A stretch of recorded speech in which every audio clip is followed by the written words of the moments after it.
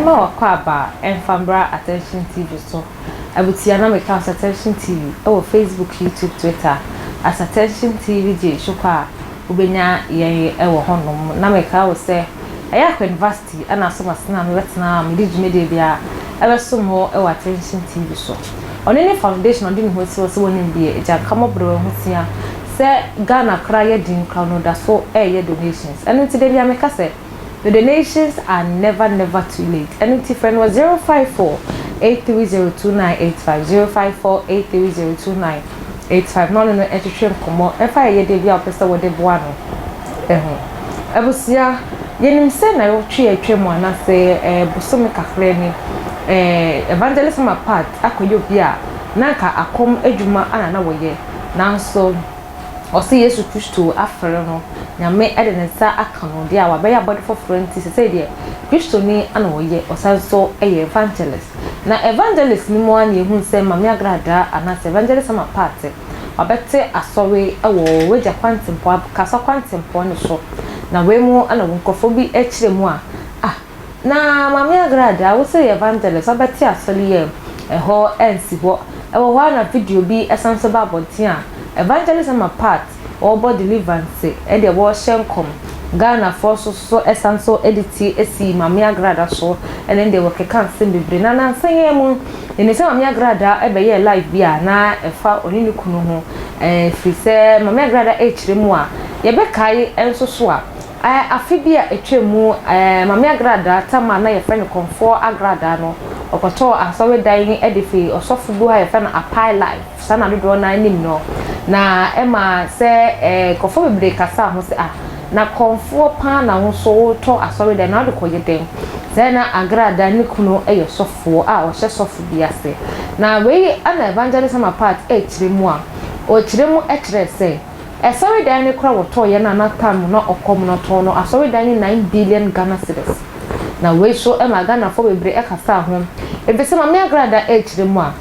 ni kun eye sofo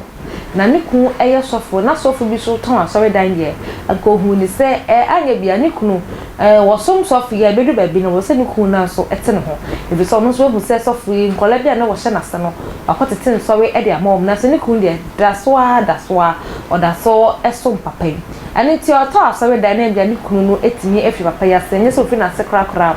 but obete asori papa ni di mu na chese me papa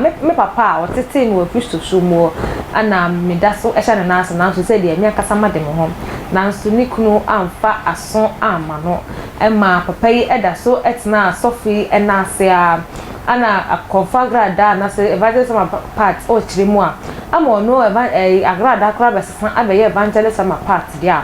and they want now ema nsuo ene spider webs ene hu kotre emfa asowe dan no enye ayi party bonyo party such as kotre bia wo a okotre dem no ye party spider bia enya no award na ne de ho ana ko bu na topa ene to no de da bi obeye software na se wo sign de o ma asowe dan no en na hokra ene nti no obeye asowe ewo mu no nkire se okweti ne kunu asem anase obuni kunu nanso ade a ne kunu aya ne ho papa yese oba simapa etimi ate 9 billion Ghana cedis a wode akoto aso dan ya wo ne kunu wan simoda na wan fa so anya duma we ema Ghana fo bebre ekasa ho ema ye nya joins blessing kra ema ne be kasa ho ema mama agrada no kasa so eba ye ebe reply joins blessing na ene anase ene etwem kakra no esanso ehu se kamya koye se mana Gucci eyobi ye TV and TV presenter oye djuma edema onia TV na tse 3BN network na we ana wakofa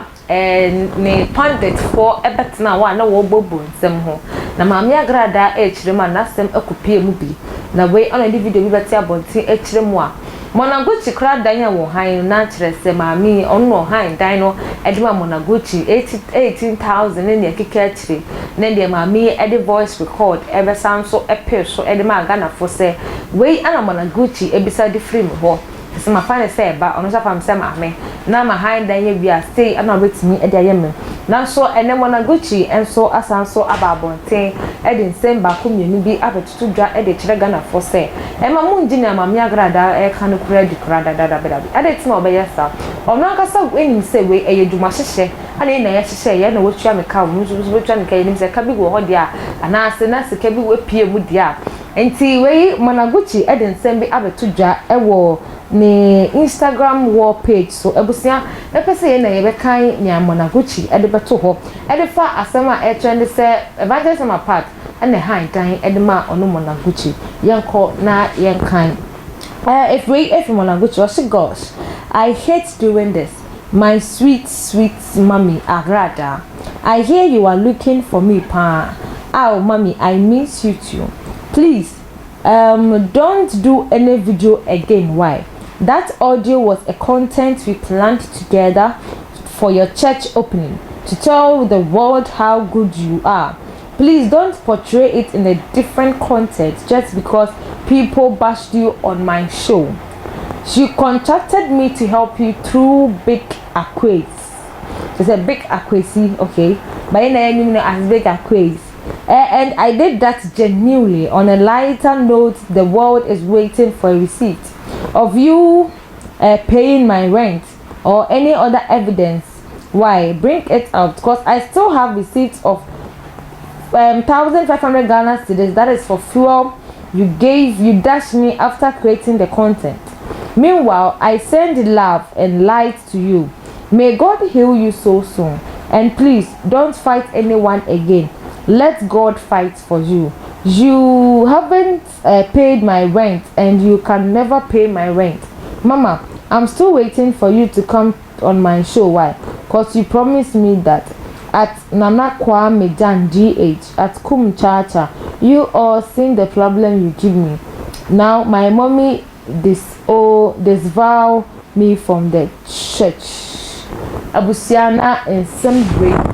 ana Managuchi elebeto ne Instagram wall page so a o chire mo ede akere se mega na phone na engineer mame AGRADAA na evangelism apart ebeja tum fi se ni na ye ejuma hyehye na yenko kenkan commenter Ghana fo binimu so ewidi wie ya wode eto ase we efi back was AGRADAA Z and Davi SP we enso se and I did hear defending Mona and I did hear defending Mona I'm still not clear the way Mona of all people is nice with her words tells me there is more to what she is saying. Baku say obi say baku shuro we say Mona is lying I beg we say now when was the church opened not say mama AGRADAA so when da ben and ye no don't believe these two women until we see more proof and receipts. We say exactly they are both liars. We say liar pro and liar pro max in one chat. Obviously say exactly. Obviously say Mona is lying, always collecting money from people. It doesn't speak well with her. Obviously say wa. Obviously say aje wo ha. Yeah, enti ebusia for comments ni bia ye gather edi free Ghana for wa mama ya fa mama AGRADAA ni Managuchi paying of rent ho ana na me akosia sparkles me di medwa e wa attention TV so a me de esommo me da se makra